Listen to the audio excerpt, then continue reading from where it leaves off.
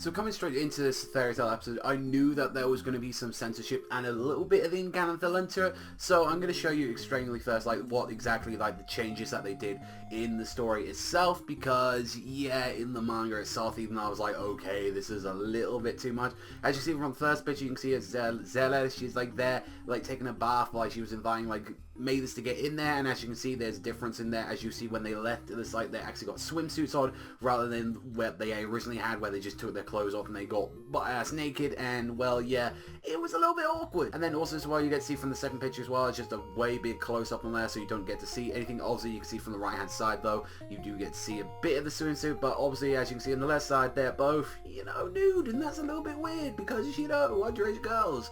And then the last is not too much of the difference coming from the scene, although it's just a different facial expression and just looks a little bit more suggestive. It looks like Zera's like kind of like kissing her neck or something like that. Honestly, whenever I thought that, it's like whenever I first saw this, I thought they had more like kind of like a weirder, like kind of like love-ish kind of relationship. But obviously, you know, that never went anywhere. But yeah, for the people that are complaining about this, about the changes and all that, honestly, I'm like, oh my god, they need to change it. Oh my god, why the hell they do that? It's like, honestly, I think it was a little bit too much. Sometimes like Hero needs to turn down the etchiness a little bit, like, so yeah, I'm kind of glad that they did this. And honestly, yeah, now that we got that over and done with, we can move on to the episode.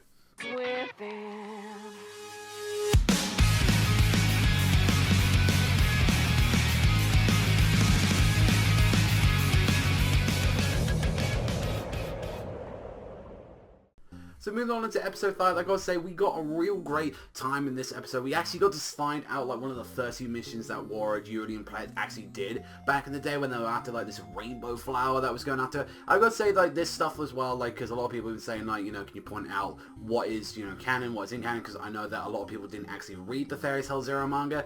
I had to say, everything that was involved with Yuri, Plaid, and Warrior about them, like, we heard it over, like, a fireplace, I'm guessing, like, from the original manga, like, but that little story, we didn't get to have the whole details into that, so that wasn't in there. Although, like a lot of the stuff that people have been telling me, this probably was something the hero wanted to put in, but then got told, like, you know, due to time constraints, saying, we kind of need you to push it to go into this stuff. But after that, you know, the whole stuff in the, like, bath and all that was kind of... Got to say though, like, that whole scene when you got to see him, like, all, like, yucking it up, cave adventures, go, like, treasure hunting, it was a really nice scene, because we never really got to see, like, these guys are all, like, show how they met, or how they, like, originally started working, even without seeing, like, Maidens and all them as they joined the team. And I gotta say, I do like that a lot, which say that we saw a little bit more about what exactly happened there, because it caused, like, an argument between, like, Yuri and Ward as they were, like, trying to escape, and then they got attacked by this massive plant, like, that was like, oh, yeah, it consumes people like that, you gotta watch out. And, you know, Yuri and Ward and all them were working together, and then honestly, how it was resolved as, like, the two, like, lifted each other from, like, the strengths and saying, I ain't leaving you behind for this plant and stuff. And the way that it just got, like, ended from between, like, the argument that got brought back up again, it was just like, we just decided to hunt a fish, and there we go. That's all sorted and done with. So it was a little bit weird. It was like, you guys sounded like you was going to split up. Even, like, Parrot was like, this sounds like where this is our little camaraderie is going to end right now. I'm like, don't end it right now. You know, you guys are going so well and stuff like that. But now, after all that, it's, I gotta say, you know what? That was pretty enjoyable. And then they both come back in with a fish, like, you know, we just had an argument, but then we got too focused on fishing. Like, it was a nice little thing. Like, it was honestly a nice little sweet thing to see, like, these guys, like, how they bonded before they met each other, and it was a kind of nice thing to see.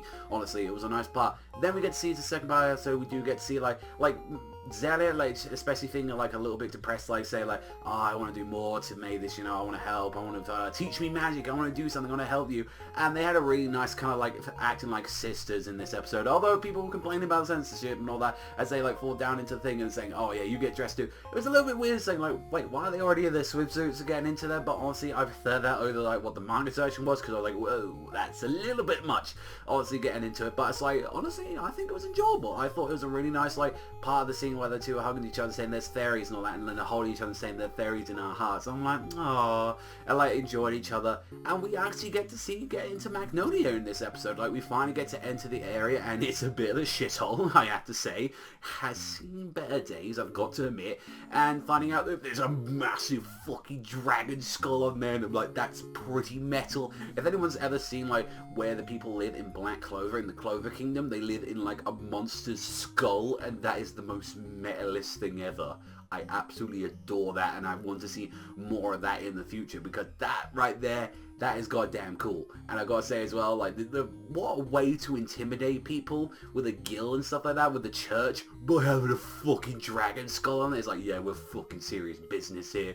We got a blue dragon skulls here, like, yeah, don't fuck with it. Honestly, it was a nice, like, episode, though. I really enjoyed it. I was like, saying this like what's been doing with all the other episodes, everything that they've added in there doesn't feel like it's wasted on anything. Like, anything they've done is added on character development, it's added on stuff.